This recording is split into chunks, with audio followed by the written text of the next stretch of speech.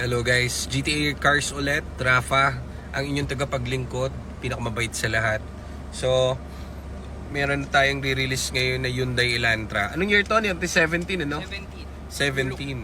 So, may kliyente kasi tayo. Shoutout kay Sir Aaron. So, ano yun?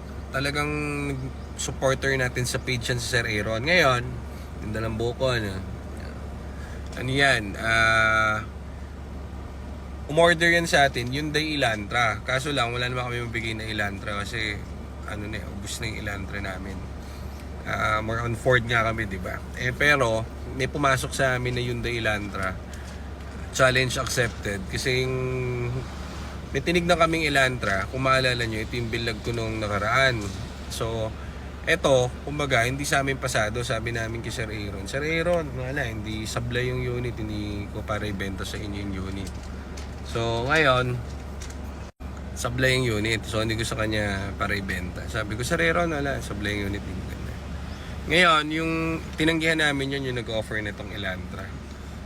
Alam naman namin yung problem nung binibenta nung seller, ECU. So, sabi namin, benta kay Sir Aaron yan. Ang gawin natin, kuhanin mo na lang. So, after a week, tumawag ulit sa amin yung nagbebenta. Sabi niya, Sir, kuhanin nyo na yung unit. Sige na, ganyan. Support, follower din natin yun. So, dahil nga alam namin yung problem, ECU, hindi niya magawa ng paraan. Parang 2 taon niya na yata pinagagawa yung kotse niya. Hindi naman wala makagawa sa kanila sa Batangas. Kami na kumuha.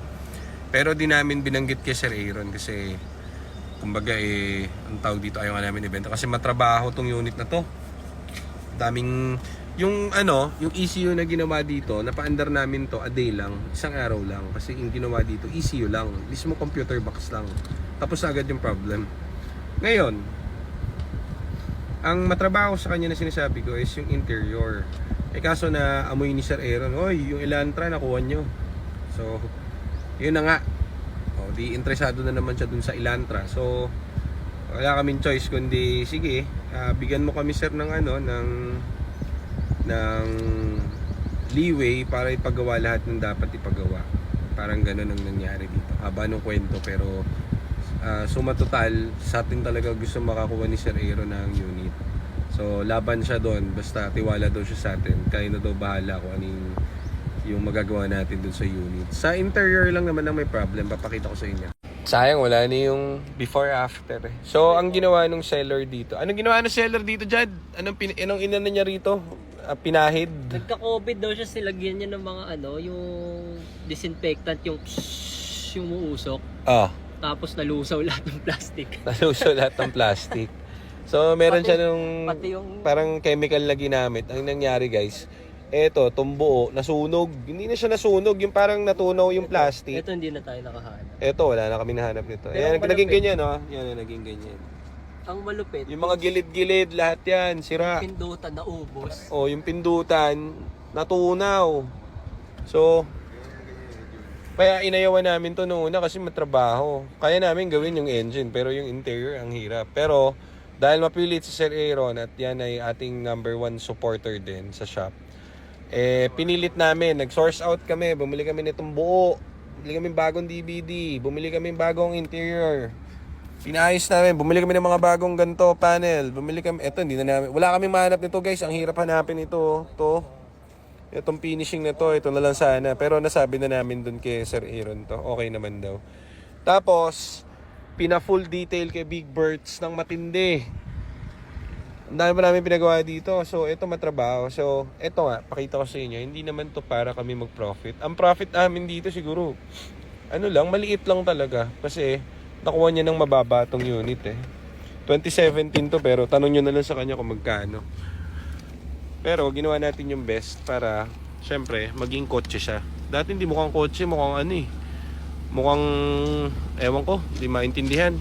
Ngayon, mukha na siyang kotse. Ayan, Tapos, sungaw dati to, straight pipe pinapalitan natin. Diretso, pati, ano ba yung isa pang pinabili natin na dulo, Nico? Cut exhaust? Buo. Tapos,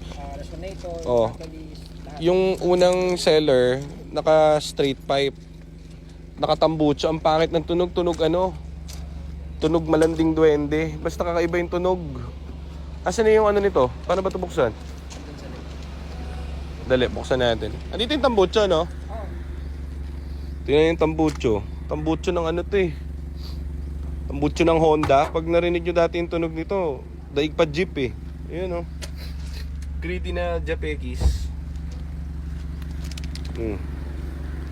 Tapos, sablay pa kami dyan kasi anong nangyari, pinakabitan namin ng bagong straight na exhaust. Wala palang resonator, so pinabalik ko na naman. Balik na, bilhin naman siya ng bagong resonator. Ano ba yan? Tapos, pinapaint namin yung mugs para all goods. May ano pa nga, plastic pa nga. Gulong niya, bago.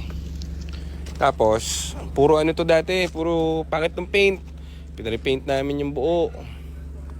Yan, dami namin pinagawa.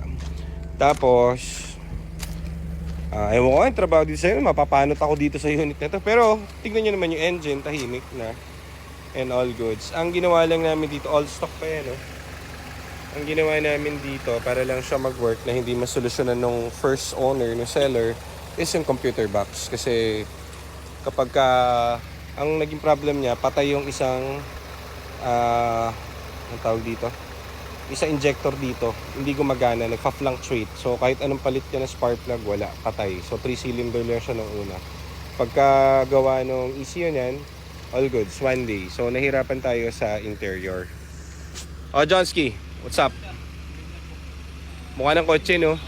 Interior. Sambon yata sa atin to, no? Sambuan na po natin pinupulido ito.